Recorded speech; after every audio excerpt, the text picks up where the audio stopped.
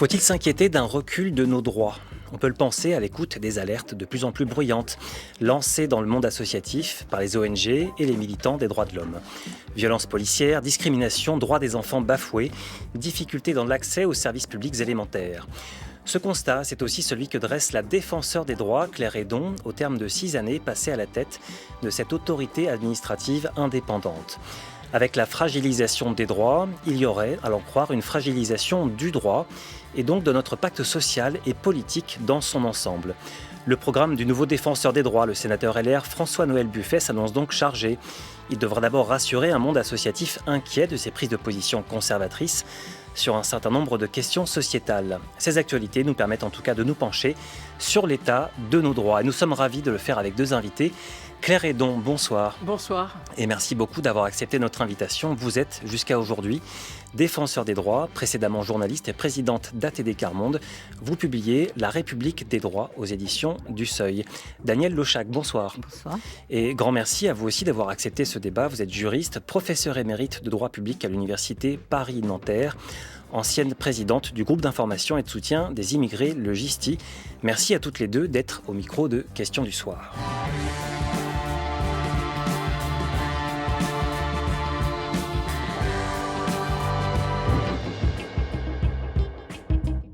Claire Hédon, vous quittez donc ce soir la tête de cette autorité administrative indépendante qu'est le défenseur des droits. Comment se portent les droits aujourd'hui en France ? Alors, une forme d'inquiétude au bout de ces 6 années, effectivement, sur le fait que les droits sont de plus en plus attaqués et en tout cas difficiles à obtenir. Et le constat que je fais, c'est que le défenseur des droits n'a jamais été aussi utile face à ces difficultés d'accès aux droits, dans tous nos domaines de compétences. Vous l'avez dit, à la fois que ce soit sur des questions d'usagers de services publics, c'est des problèmes de personnes qui sont à la retraite et qui ne touchent pas de pension de retraite ou qui n'ont pas d'indemnité alors qu'ils sont malades. Ça peut être des situations après de lutte contre les discriminations, deuxième domaine de compétences, de défense des droits des enfants. On est aussi l'organe externe de contrôle de la déontologie des forces de sécurité et la protection et l'orientation des lanceurs d'alerte. Et en fait, dans tous ces domaines, on voit une aggravation et des difficultés qui vont en augmentant. C'était moins de 100 000 réclamations quand je suis arrivée, il y a 6 ans. Et à la fin de l'année, si on continue sur la même progression, ce sera 200 000. Et je ne pense pas que ce soit lié à la notoriété de l'institution qui reste encore mal connue du grand public, mal connue aussi sur ses modes d'intervention. Ce sont plus des difficultés d'accès aux droits qui s'aggravent. Et ce qui est important dans toutes ces réclamations, c'est que dans 80% des cas, on part en médiation. Donc en fait, une institution comme le défenseur des droits, elle réussit, entre guillemets, parce qu'elle est en lien avec d'autres, en lien avec les administrations pour essayer de résoudre des problèmes, en lien avec les différentes organisations, les employeurs, en lien aussi avec le Parlement, le gouvernement et la justice dans le cadre des observations que nous pouvons faire. L'institution du défenseur des droits, elle a trouvé sa place au cœur de la République. Voilà. Et quand on n'arrive pas à faire des médiations, parce que de temps en temps, ça n'aboutit pas, on rend des décisions portant recommandation. On n'est pas la justice, mais on peut faire des observations devant les tribunaux, mais on n'a pas de pouvoir de contrainte, mais de forts pouvoirs d'enquête. Et c'est aussi un des points importants et un des points importants qu'on voit sur la question de la lutte contre les discriminations, par exemple. Alors, Daniel Lochac, c'est à la juriste que vous êtes que je m'adresse. Comment se portent les droits en France aujourd'hui ? Mal. Alors, il y a l'idée de fragilisation, elle est exacte, qui va de pair avec la vulnérabilité, qui va de pair avec la précarisation. Et ce qui saute le plus directement aux yeux, c'est la situation des personnes étrangères, des enfants, des prisonniers, des malades, mais aussi plus largement des plus démunis, qu'on prive toujours un peu plus de leurs droits. Je pense au RSA, où on n'arrête pas de restreindre le droit au RSA. Je pense récemment à la loi Kasbarian sur le logement qui facilite les expulsions. Et d'une façon générale, les droits dont on n'a pas été privé, comme vient de le dire Claire Hédon, on a de plus en plus de mal à les obtenir. Et à tel point que le cas comme on appelle, de non-recours se multiplie. Ça a même été conceptualisé par les sociologues. Avez-vous peut-être une idée de la façon dont ces choses évoluent ? On parle de droits des enfants qui sont bafoués, on parle de droits des étrangers, on parle de discrimination. Y a-t-il des tendances qui vous interpellent en particulier ? Alors, sur les droits des étrangers, ça, je crois que c'est difficile quelle que soit la position qu'on a, de ne pas constater qu'ils sont de plus en plus restreints à tous égards. Et je ne parle même pas de l'arrivée aux frontières, je ne parle même pas de ce qui se passe en Méditerranée. Mais sur le sol français, la précarisation a été la règle depuis 1980-84, où il y avait eu quelques progrès. Et depuis, la précarisation a été de plus en plus la règle. Mais elle est revendiquée. Elle est revendiquée par ceux qui font la loi. Là-dessus, il y a aucun doute. Sur d'autres aspects, sur les aspects sociaux, je pense qu'il y a en France, pas seulement en France, une grave dévalorisation des droits sociaux. Et j'ai donné les deux exemples de tout à l'heure. Et le non-recours concerne énormément on compte qu'une personne sur deux n'aurait pas le minimum vieillesse, par exemple, que le tiers des personnes n'arriverait pas à avoir le RSA. Donc ça, c'est une chose. Alors, cela étant, ce que je veux dire, puisque vous m'avez interrogé sur l'état des libertés, il y a cet aspect vulnérabilité, précarisation, mais d'une façon générale, il y a aussi l'affaiblissement général des droits et libertés, et pas seulement pour le coup pour les plus vulnérables. C'est important ce mot de vulnérabilité qui vient d'être prononcé. Je crois que vous insistez beaucoup là-dessus, Claire Hédon. Je vais rebondir sur plusieurs mots qu'a prononcé Daniel Lechac. D'abord, la question du non-recours, un tout petit mot. Nous, ce qu'on observe beaucoup, c'est que c'est du recours empêché. C'est-à-dire très souvent, c'est des personnes qui ont démarré les démarches. Elles savent qu'elles ont un droit. Elles commencent les démarches et elles abandonnent face à la complexité, face à l'accusation a priori de fraude ou d'assistanat ou de se plaindre de discrimination sans que ce soit réel, alors ce que nous observons est tout à fait réel. Donc cette question du non-recours est souvent un recours empêché. La deuxième chose, c'est la question des vulnérabilités. En fait, c'est la vulnérabilité qui crée la possibilité d'atteinte aux droits. Et dans une démocratie, on aurait plutôt envie que les personnes qui peuvent être en situation de vulnérabilité soient protégées et mieux protégées des atteintes aux droits. Mais la vulnérabilité, c'est autant les personnes étrangères dont on a pu parler, des personnes précaires, des enfants, des personnes âgées en EHPAD, je pense tout simplement à cette situation-là, des personnes en situation de handicap. Donc vous voyez bien que cette vulnérabilité, elle est large, et dans une démocratie, savoir qu'on protège ces personnes pour qu'elles soient, entre guillemets, bien traitées, pas maltraitées, et que leurs droits soient respectés, ça me paraît absolument essentiel. Un mot sur la question des droits des étrangers. C'est 41% des réclamations de l'institution l'année dernière. Si on prend les premiers mois de l'année, c'est 47%. Et quand je dis droits des étrangers, en fait, je devrais vous parler à 90% renouvellement de titre de séjour. Donc on parle de personnes parfaitement intégrées dans la société, qui ont un emploi, qui ne pose absolument aucun problème, qui sont mises en situation irrégulière par l'administration. Et quand je dis ça, je n'ai pas de critique contre les préfets ni contre les agents en préfecture, mais plutôt contre le manque d'agents en préfecture pour traiter le renouvellement des titres. Ces personnes-là, au bout du compte, elles obtiennent leur titre de séjour. Il va être renouvelé. Mais elles passent par une période où elles sont en situation irrégulière, donc certaines perdent leur emploi, aboutissent à ne plus pouvoir payer leur logement et perdent leur logement. Ça n'a pas de sens. Et c'est une situation où on a utilisé tous nos moyens d'intervention. La médiation avec les préfectures pour que le dossier soit traité, un rapport sur l'ANEF, l'administration numérique des étrangers en France, en expliquant tous les dysfonctionnements, mais aussi en faisant des recommandations.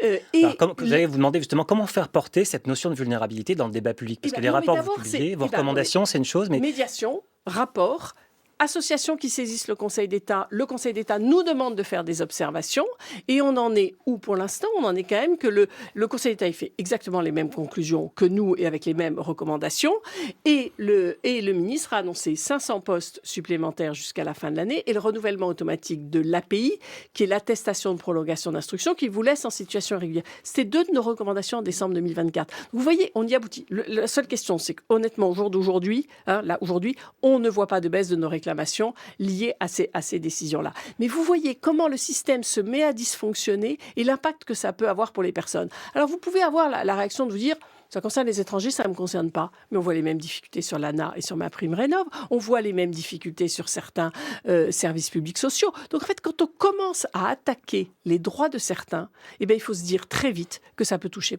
tout le monde. Alors Daniel Lechac, est-ce que justement la défenseur des droits est à la bonne place pour défendre ces droits et libertés? Avec quelle effectivité? Elle est certainement à la bonne place, mais la question de l'effectivité en est une autre. Là, on vient de prendre l'exemple de l'ANEF. Il a fallu quand même, malgré tous vos rapports et les rapports des associations et les constats dramatiques qu'on a pu faire, Il a fallu que finalement ce soit le Conseil d'État, au bout de plusieurs années, qui a à un moment dit oui, il faut quand même leur prévoir des possibilités hors ANEF, donc hors dématérialisation, des petites décisions. Et là récemment, donc, il a effectivement demandé au gouvernement de prendre des mesures, et c'est là que le gouvernement a prévu quelques améliorations. On va voir ce que ça donne, mais c'est le Conseil d'État. Il a fallu que le Conseil d'État dise quelque chose. Et le Conseil d'État, il ne dit pas souvent quelque chose quand il s'agit des étrangers. Donc c'est là qu'est quand même le défaut d'effectivité de l'institution, qui nous plaît beaucoup. À nous, Association de défense des droits, on trouve ça formidable, ce que fait le défenseur des droits.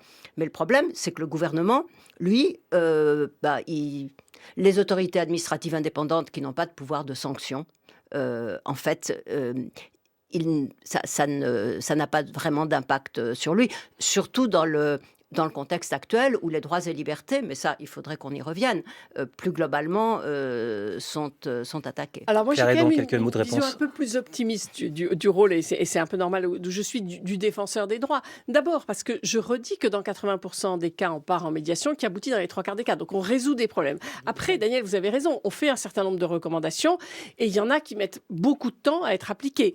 On avait vu, vous savez, exactement les mêmes difficultés que ce qu'on observe avec l'ANEF et les renouvellements de titres de séjour sur la question des permis de conduire, avec la création de la NTS. On avait alerté, en 2 ans, ça avait été réglé. Là, on en est à 5 ans et c'est toujours pas réellement réglé. C'est vrai que ça met du temps, mais moi, l'institution, c'est vrai, n'a pas de pouvoir de contrainte. Elle ne fait que des recommandations. Mais vous voyez bien que quand on utilise tous nos pouvoirs, au bout du compte, on arrive à ce que les choses avancent. Je suis d'accord, ça met du temps et c'est pas suffisamment effectif. Oui, dans un monde idéal, je trouve qu'il faudrait que le gouvernement et le Parlement suivent plus rapidement nos recommandations, de même pour les administrations. Ou qu'il n'y a pas besoin d'en faire, peut-être. Non, c'est assez. Je trouve que, en fait, notre rôle, il est à la fois de résoudre des problèmes, de rétablir les personnes dans leurs droits. Puis, quand même, on crée de la cohésion sociale quand on fait ça. Mais on est aussi un très bon observatoire, utile aux différentes administrations et services publics pour leur montrer les endroits où ça ne va pas et ce qu'il faudrait faire. Alors Claire Hédon, vous avez officiellement un successeur depuis quelques heures. Je vous propose de l'entendre. Effectivement, le défenseur des droits est quelqu'un d'indépendant.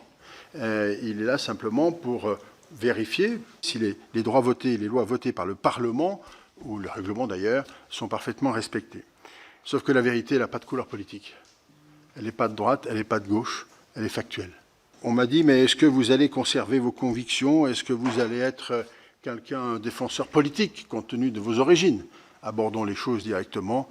La réponse est évidemment, pour ceux qui me connaissent, bien sûr que je garderai sans doute un certain nombre de convictions qui sont les miennes, auxquelles je crois, mais que la responsabilité qui est la mienne est de respecter l'ensemble, toutes les convictions possibles, évidemment, et de remplir ce rôle de manière objective et indépendante. J'insiste là-dessus. Voilà, l'ancien sénateur LR François-Noël Buffet est nouveau, donc à partir de ce soir en tout cas, défenseur des droits qui parlait devant les sénateurs ce mardi matin. Alors Claire Hédon, la nomination de ce sénateur LR, opposition plutôt conservatrice, a été fraîchement accueillie. On peut rappeler qu'il était opposé notamment au mariage pour tous et à la procréation médicalement assistée, ainsi qu'à l'aide médicale d'État pour les étrangers sans papier, ainsi qu'à la constitutionnalisation de l'interruption volontaire de grossesse. A-t-il les cartes en main pour continuer à porter les travaux de votre institution dans de bonnes conditions et surtout avec sérénité? Ce qui est important, c'est qu'il a énormément de chance d'aboutir à la tête de cette institution, qui est une institution remarquable.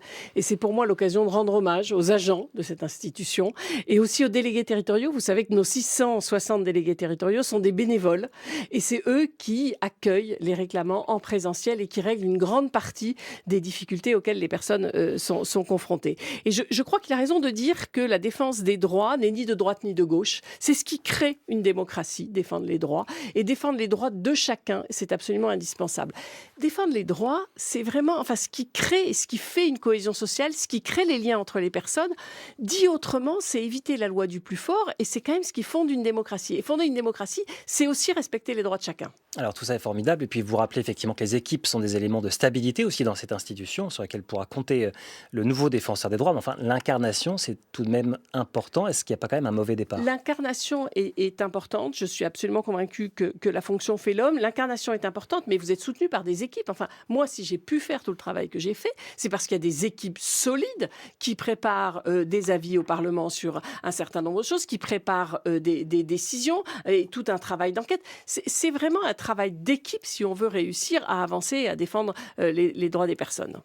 Daniel Lechac, de votre côté, que pensez de cette nomination? C'est un signal envoyé au monde associatif, au monde militant? C'est vrai que nous sommes des dizaines d'associations à avoir signé un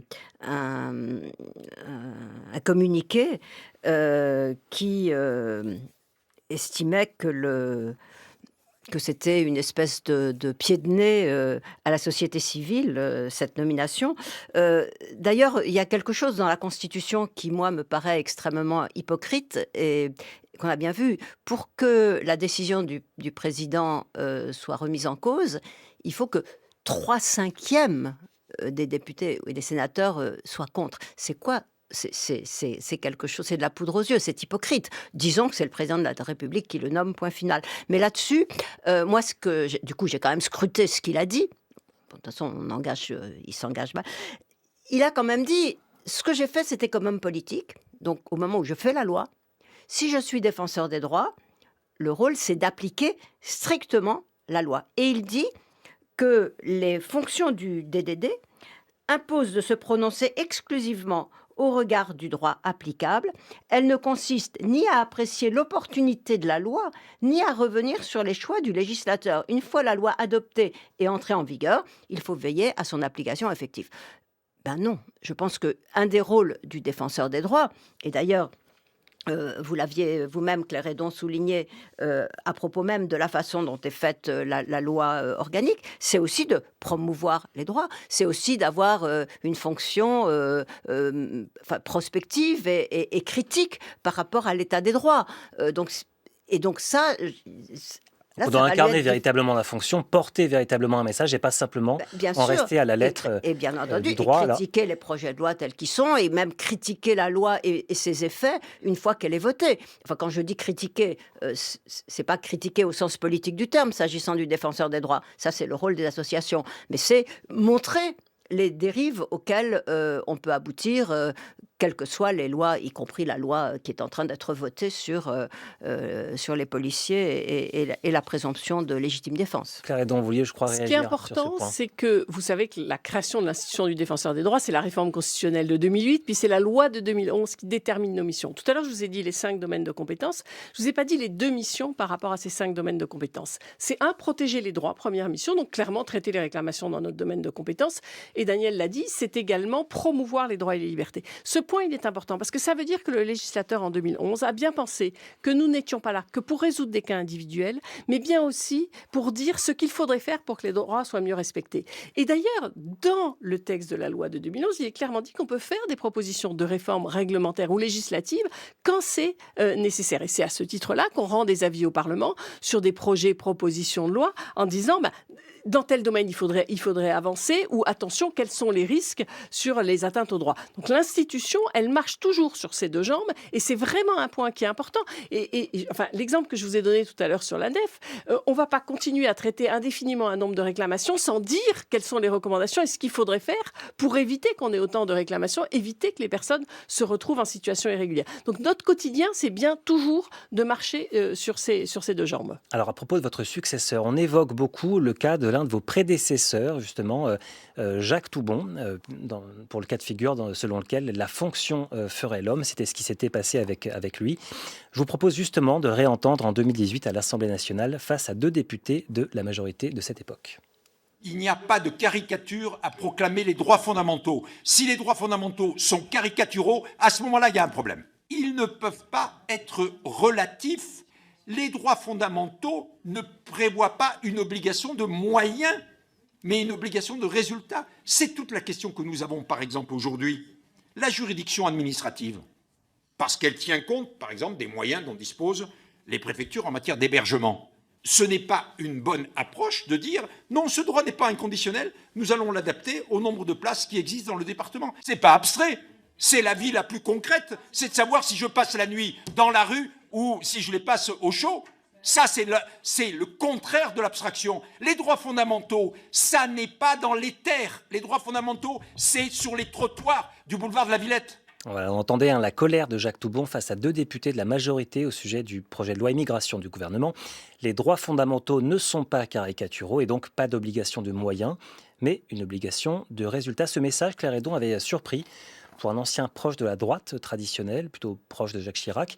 On revient sur la question que je vous posais il y a quelques minutes. La fonction fait-elle l'homme ? Jacques Toubon était-il un cas à part ? Et au-delà, cette question de l'incarnation, de porter véritablement la voix du défenseur des droits dans le débat public, on sent que c'est quelque chose de très important. Du coup, c'est l'occasion aussi pour moi de rendre hommage à mon prédécesseur, qui a fait aussi un travail extraordinaire. Et je compléterai ce qu'il a dit sur la question des droits fondamentaux. Ça m'a beaucoup frappé, moi, en arrivant dans l'institution, dans nos décisions. Le nombre de fois, on fait référence à cette question des droits fondamentaux et de la dignité des personnes. En fait, quel est le curseur d'une démocratie ? C'est le respect des droits fondamentaux et de la dignité des personnes. Et donc, c'est ça qu'on cherche à voir régulièrement dans nos décisions. Et c'est vrai que l'institution, elle ne se pose pas la question des moyens. Elle dit, mais on doit respecter les droits fondamentaux. Et on s'est mis quelques droits fondamentaux en 1945 dans un contexte bien particulier et pour de très bonnes raisons. Et donc, cette question du respect des droits fondamentaux et de la dignité des personnes, je mettrai la dignité en même temps. Parce que les deux, pour moi, sont fortement liés.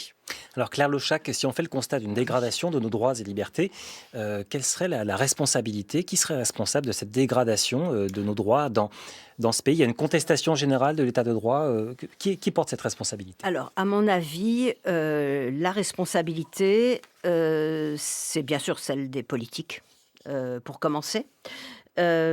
Pourquoi ? Parce que on est ici dans un système où on écoute dans la promotion d'un discours anti-immigré, un racisme de plus en plus débridé et décomplexé. Je suis effrayée personnellement par l'évolution, qui se traduit à la fois par la montée des discriminations et dans la parole publique, alors les réseaux sociaux, mais aussi la parole publique politique, je dirais. La promotion d'un discours sécuritaire, et là... ça a commencé, je dirais, en 1981 avec la loi sécurité et liberté de Perfit. Mais donc pour tout ça, c'est simplement la parole publique en termes de production de droits, de rapport aux droits ? Alors ça, c'est la première chose, mais ça me paraît très important. Je veux dire, c'est quand même de là que vient la dérive. Un discours sécuritaire, le jour où on a dit que la sécurité est la première des libertés, on a enclenché une dérive qui continue jusqu'à aujourd'hui avec je sais pas, le nombre de lois sécuritaires qui ont été votées. Et là, on est encore en train de voter la loi Riposte, et également la fameuse loi sur la présomption de légitime défense pour la police. Et il y a aussi le grignotage des acquis sociaux dont je parlais au début, et finalement la remise en cause de l'État-providence. Et ça me paraît également très intéressant. Et comment les discriminations se combinent avec cela ? Il y a un exemple très typique, le fameux algorithme, enfin je ne sais pas s'il est fameux pour tout le monde, mais l'algorithme de la CNAF, de la Caisse nationale d'allocation familiale. Cet algorithme attribue à chaque allocataire un score de suspicion. Et en fonction de ce score de suspicion, on va faire des remises en cause, on va faire des contrôles, et on va voir de la fraude là où il y a simplement des erreurs. Et dans ces scores de suspicion, il y a le fait d'avoir des faibles revenus, d'être au chômage, de bénéficier du RSA ou de l'allocation adulte handicapé. Et on voit bien ici, une femme seule. Et d'être une femme seule, oui. Donc, on voit bien comment vous avez ici un algorithme caché, dont il a fallu demander, en faisant des recours, à avoir pouvoir l'analyser. C'est ça aussi qui est très effrayant aujourd'hui, c'est le rôle des algorithmes dans les décisions publiques. Et donc, on voit bien comment ici, il y a à la fois discrimination, atteinte à l'État-providence, etc. Et tout ça se mêle. Donc, je pense qu'il y a à la fois il y a une droitisation de notre société, où la sécurité... Qui peut répondre aussi à une demande sociale, Claire Lochac, c'est aussi... Non, la demande sociale, elle est créée par le discours des... On parle de rapport aux droits, donc il peut y avoir une demande sociale pour plus de sécurité, précisément, et ce qui n'invite pas nécessairement un recours aux droits honnêtement, dégradés. Le rapport, on voit bien sur l'immigration. Qu'est-ce qui détermine l'opinion publique ? C'est le discours de nos dirigeants. Donc, c'est pas vrai qu'il y a une demande. Cette demande, elle est créée de façon artificielle par un discours qui vous dit vous n'êtes pas en sécurité, les migrants sont un danger, etc., etc. Parce que quand ensuite vous faites des analyses de sondages, la première préoccupation des Français, c'est pas l'immigration. Alors j'aimerais qu'on revienne sur cette notion d'état de droit avec vous, Claire Hédon, puisqu'on a entendu un ministre de l'Intérieur, Bruno Retailleau pour ne pas le nommer, déclarer que l'état de droit n'était ni intangible ni sacré. Alors il faut peut-être déjà rappeler pourquoi cette notion d'état de droit est au cœur de notre vie publique, démocratique. Est-ce que réellement l'état de droit n'est ni intangible ni sacré ? Non, bien sûr que non. Il est intangible, l'état de droit. Et ce qui est vraiment intéressant, c'est que ça dit quelque chose de la méconnaissance dans le grand public de ce qu'est une démocratie. Et je voudrais reprendre vraiment la base. Enfin, évidemment qu'une démocratie, c'est l'élection au suffrage universel. Mais bien sûr que ce n'est pas que ça. C'est l'élection au suffrage universel, c'est la question de la séparation des pouvoirs, c'est justement le respect de l'état de droit, de la hiérarchie des normes, c'est le respect des droits fondamentaux dont Daniel Oschak parlait tout à l'heure, c'est le respect d'un certain nombre de libertés, la liberté associative, la liberté de manifester, la liberté de la presse. Enfin, une démocratie, c'est tout ça. Et penser que la démocratie, c'est simplement l'élection au suffrage universel, c'est une idée fausse. Mais voyez ça, je suis désolée, on pourrait l'apprendre dès le primaire, de ce qu'est une démocratie. Et je pense qu'il faut réinsister sur ces questions-là. Et sur la place qu'a le droit. Pas simplement un rapport formel à des élections, c'est aussi un régime. C'est aussi un régime. Et pourquoi le droit joue un rôle si important dans les relations entre les personnes ? Je le redis. Pourquoi ? C'est simplement pour pas que ce soit la loi du plus fort. C'est aussi basique que ça. Et donc, c'est important de respecter les droits des personnes dans ce contexte. Je voudrais juste aussi rebondir sur ce que Daniel Oschak a dit tout à l'heure. Les propos qui peuvent être tenus sur les questions d'assistanat et de fraude m'inquiètent énormément. Parce que la réalité de ce qu'observe une institution comme la nôtre, c'est qu'en fait, pas mal de personnes sont accusées de fraude alors que ce sont des erreurs, que les démarches administratives sont complexes et les erreurs, elles peuvent venir de l'administration ou de la personne. Les questions sur l'assistanat, écoutez, moi j'étais vendredi dernier encore dans les Vosges où j'ai rencontré l'expérimentation territoire zéro chômeur de longue durée, un homme qui était là, qui du coup avait retrouvé du travail alors qu'il était au RSA, disait à quel point ça a changé sa vie. Il était la démonstration flagrante qu'on gagne mieux sa vie en étant au SMIC que qu'en étant au RSA. Et il faut le dire et le redire. Et c'est des personnes, enfin, il n'avait qu'une envie, c'est de travailler, cet homme-là. Évidemment qu'il n'était pas content d'être au RSA. Donc les gens veulent travailler. Moi, les personnes veulent travailler. C'est ce que j'ai vu dans toute mon expérience, que j'ai vu à ATD Quart Monde, que j'ai vu comme défenseur des droits. Et le droit au travail est aussi un élément important. C'est vrai qu'il faut changer le discours. On a une société où il y a de vraies difficultés de vie de tous les jours, une vraie difficulté sur le pouvoir d'achat, une vraie difficulté sur le coût du logement. Et aller accuser l'étranger ou le pauvre de tous les maux, c'est pas raisonnable dans ce contexte parce que c'est pas le problème. Daniel Oschak, en quoi aussi la multiplication des états d'urgence, aussi bien sur le plan du terrorisme que sur le plan de l'urgence sanitaire, a pu peut-être créer les conditions de ces reculs des droits ? Est-ce que c'est le cas ? Disons qu'ils en font partie. Je veux dire, c'est même pas qu'ils ont créé les conditions, c'est que ces lois sur l'état d'urgence, ces lois successives sur l'état d'urgence, la crainte du terrorisme a fait qu'il y a eu une radicalisation de nos dispositions policières, sécuritaires, etc., qui aujourd'hui est quand même assez effrayante. Et on a l'impression d'une machine qui s'est mise en route et qui ne s'arrêtera jamais. Je veux dire qu'on n'arrête pas de prendre de faire des lois nouvelles. Quand on fait des états d'urgence, ils sont théoriquement temporaires. Et bien entendu, juste après, il y a une loi qui vient dire, finalement, c'est pas temporaire. Quand on a fait la VSA, pendant les Jeux Olympiques, donc la surveillance par algorithme, on a dit c'est pour les Jeux Olympiques. Et puis finalement, non, ça va continuer, etc. Donc là-dessus, c'est pas les lois qui ont créé qui ont créé la dérive, c'est les lois elles-mêmes qui sont la dérive. Claire Hédon, donc, sur ce glissement en raison des états d'urgence successifs, ça crée un climat qui rend peut-être le recul des droits plus simple, qui rend les gens plus insensibles au recul des droits. Ce qui est frappant, c'est que le recul des droits, il est en fait un peu dans tous les domaines. On le voit effectivement sur la question des libertés, on l'a vu sur les questions de précarité, de droits des étrangers, la question de discrimination. Enfin, on n'avance pas suffisamment dans ce domaine. Vous savez, nous, on voit, je dis toujours, une partie des difficultés. L'institution du défenseur des droits, elle voit que ce qui ne va pas, mais elle ne voit pas tout ce qui ne va pas.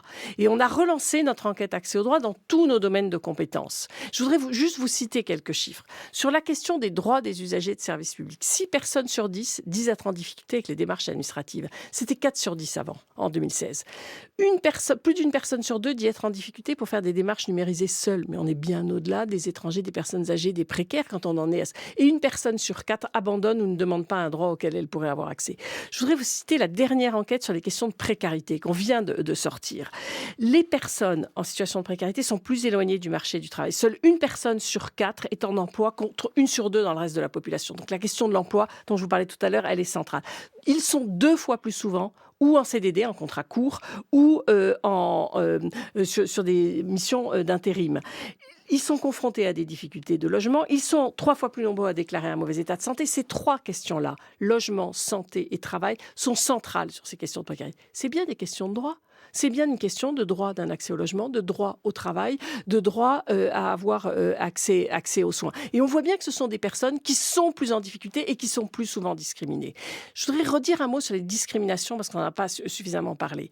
On a lancé, vous savez, une plateforme antidiscrimination, un numéro de téléphone, le 3928. Je suis frappée de l'écart qu'il y a entre le nombre d'appels qu'on peut recevoir et les réclamations finalement qu'on a. On est face à un non-recours massif. Si on ne cherche pas à comprendre pourquoi, et les études qui ont été menées auprès des avocats par le Conseil national du barreau, encore tout récemment, montrent que seulement 6% chez les avocats qui sont victimes de discrimination vont devant les tribunaux ou devant une institution comme la nôtre. On est face à un public qui connaît ses droits, qui a les armes pour se défendre et qui ne le fait pas.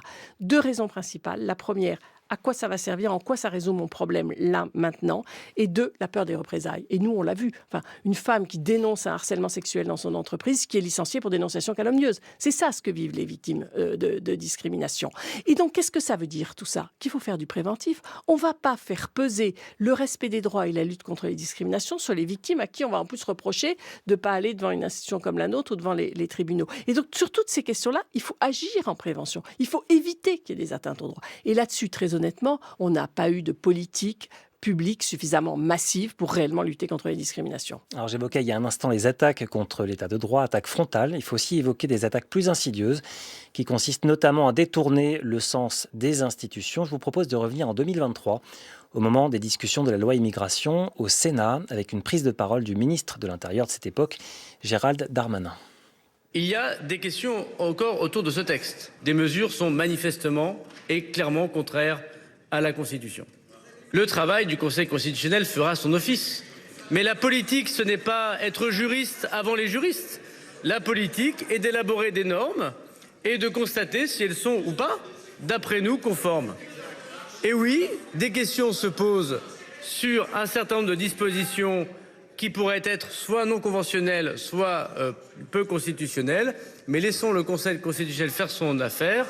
Je veux dire ici qu'en tant que ministre de l'Intérieur et des Outre-mer, j'appliquerai bien évidemment non seulement la lettre de la loi qui sera promulguée par le président de la République et par le Conseil constitutionnel, mais également l'esprit avec lequel nous avons travaillé tous ensemble.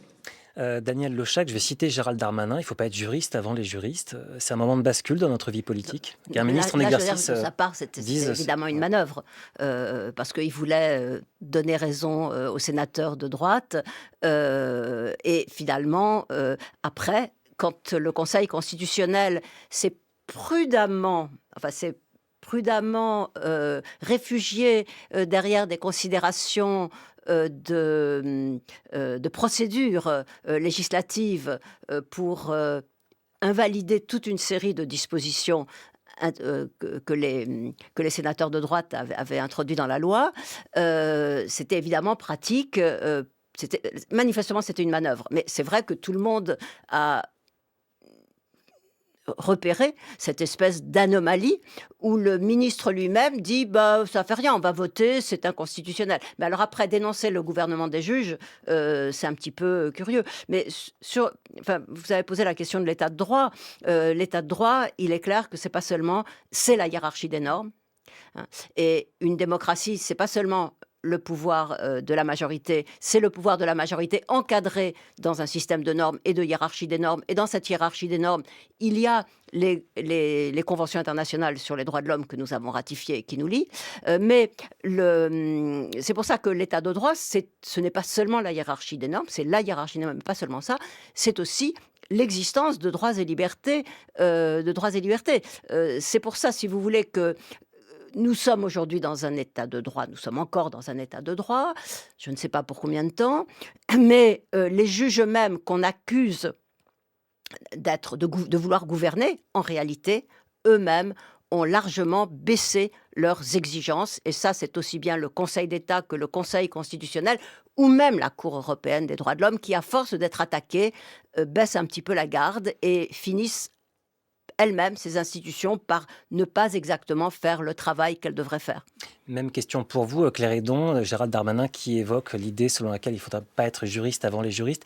C'est aussi un moment de bascule politique dans notre vie politique, puisque c'était issu, ce texte et cette procédure, d'une situation dans laquelle la majorité avait intérêt à faire un accord, au moins tacite, avec le RN. Est-ce que sur le plan politique, vous-même, vous êtes un acteur du débat public, cette situation de confusion politique a pu créer aussi des difficultés de votre point de vue en tant que vigie des droits, justement. Le rôle du Parlement, de façon très basique, c'est de voter des lois qui soient conformes à la Constitution. Voilà. Il peut y avoir des questions qui se posent à certains moments, et c'est pour ça que le Conseil constitutionnel joue un rôle, mais le point de départ, c'est que leur rôle, quand ils savent qu'il y a un article de loi qui ne serait pas constitutionnel, c'est quand même de ne pas le voter, c'est quand même la base de ce qu'on attend d'un Parlement. Je voudrais revenir sur cette séparation des pouvoirs, mais c'est juste indispensable dans une démocratie. Enfin, Montesquieu disait très bien les choses, il faut que par l'organisation du pouvoir, le pouvoir arrête le pouvoir. Enfin, c'est assez simple qu'il faut une séparation du pouvoir entre l'exécutif, le législatif et le judiciaire. Et donc, le judiciaire a à jouer son rôle. Et vraiment, cette question, est-ce qu'on peut revenir à cette question d'état de droit ? L'état de droit, c'est aussi le respect des petits droits, entre guillemets, des personnes. C'est tout ça. C'est le droit quotidien du comment on le respecte. Et ça, ce point est pour moi très important. Alors, il y a une autre critique, plus idéologique ou philosophique à propos des droits dont nous parlons depuis le début de cette émission dans Question du soir. Nos droits seraient trop nombreux. Alors, c'est une critique qu'on a pu entendre depuis quelques décennies. Je vous propose d'entendre à ce propos la voix de l'intellectuel Marcel Gauchet. Dès lors que l'on renonce à regarder les droits de l'homme comme dans une essence intemporelle, mais qu'on les ancre dans une histoire effective et dans une dynamique collective, on voit bien que nous sommes confrontés aujourd'hui à une dimension que nous ne pouvions pas soupçonner, qui lie la dynamique des droits et la dynamique des intérêts. Il y a une dynamique intrinsèque des droits individuels qui conduit à définir une certaine forme de société. Une forme de société dont, par exemple, le mécanisme de marché devient la pierre angulaire comme règle de fonctionnement. S'il n'y a rien au-dessus des droits des individus, qu'est-ce qui peut régler la marche du collectif ? Et je crois que c'est là que les choses se passent, et c'est pourquoi ma démarche est de rappeler les droits de l'homme à leur vraie fonction, de borner non seulement leur dévoiement, mais de leur donner leur véritable signification. Voilà, Marcel Gauchet dans l'émission Réplique en 2017. Alors Daniel Lochac, à quand remonte cette vieille critique sur l'inflation de nos droits qui serait attachée à l'individu ? C'est un discours qu'on a l'impression d'avoir entendu depuis très longtemps, plusieurs décennies. Oui, mais alors là où personnellement je ne suis pas du tout d'accord avec Marcel Gauchet, c'est qu'il voit les revendications des droits de l'homme comme la revendication de droits subjectifs, chacun pour soi. Or, ça n'est pas exact. Je veux dire que quand et surtout, c'est l'idée que chacun va défendre ses droits individuels. Or, quand on défend les droits des femmes, c'est pas les droits des femmes. On défend les droits pour qu'elles aient les mêmes droits que les autres. Quand on défend les droits des homosexuels, c'est pas pour défendre les droits des homosexuels, c'est pour que les homosexuels aient les mêmes droits que les autres. Et d'autre part, il dit aussi qu'on perd de vue le collectif et la citoyenneté. Or, c'est faux, car en réalité, aujourd'hui, ceux qui se battent pour les droits, ce sont des associations. Ce sont donc des combats citoyens de se battre pour les droits. Ce n'est pas des combats égoïstes comme il le prétend, en fait. Et à cet égard, je pense que son maître, Claude Lefort, avait une vision beaucoup plus juste quand il montrait que se battre pour les droits de l'homme, c'est une façon aujourd'hui de revendiquer des droits fondamentaux et de se battre. C'est aussi une dimension politique. Claire Hédon, sur cette ancienne critique adressée à nos droits ce que je crois dans notre surtout, c'est qu'on démocratie. est dans une société qui se veut universaliste, dans le très bon sens du terme. J'ai pas de souci avec cette question, avec en plus sur les frontons de notre mairie, de nos mairies, liberté, égalité, fraternité. Mais en fait, qui a du mal à reconnaître qu'on n'y est pas encore, justement, sur cet universalisme, et qu'il y a des personnes qui ont des difficultés d'accès aux droits. Et c'est la réalité de ce que nous, on observe tous les jours. Et donc, il faut se battre pour que ces personnes aient les mêmes droits que les autres. Et je pense qu'on n'a pas compris que cette question d'égalité, on n'y est pas encore, que cet universalisme, on n'y est pas encore, c'est un but à atteindre. Daniel Lechac, on parle aujourd'hui de recul des droits, on a parlé à une époque d'extension des droits. Je pense notamment à la fameuse décision liberté d'association du Conseil constitutionnel en 1971, qui avait fait du préambule de 1946, qui avait donné à ce préambule une valeur constitutionnelle avec des droits collectifs extrêmement forts. Donc c'était un moment de bascule aussi dans notre vie civique, publique. Il y a des moments comme ça d'extension de nos droits. Aujourd'hui, on a l'impression qu'il y a un recul. À quoi c'est dû ? Alors, sur la décision de 1971, elle est évidemment capitale, puisque c'est là que le Conseil constitutionnel peut ne pas faire un contrôle purement formel de la loi, c'est-à-dire juste voir si elle a été bien votée par rapport aux dispositions de la Constitution, qui en fait s'intéresse simplement au fonctionnement des pouvoirs publics, mais aussi les droits et libertés, et ça, c'est évidemment capital. Alors, qu'est-ce qu'il en a fait après ? Ça, c'est une autre question. Parce que j'ai l'impression qu'au fur et à mesure du temps qui a passé, la propension à contrôler vraiment les lois votées avec les dispositions constitutionnelles, donc incluant le préambule de 46 et la Déclaration des droits de l'homme, le Conseil constitutionnel lui-même, comme je le disais tout à l'heure, c'est pour ça que ça me fait rigoler quand on parle du gouvernement des juges, le Conseil constitutionnel lui-même a pris acte de l'évolution politique des droits et libertés, et aujourd'hui sa jurisprudence est de moins en moins protectrice. On pourrait dire la même chose, toute proportion gardée, du Conseil d'État, ou même, comme je le disais tout à l'heure, de la Cour européenne des droits de l'homme, qui, à force d'être attaquée, a aussi une jurisprudence qui commence parfois un petit peu à reculer. Alors, vous avez parlé d'extension des droits.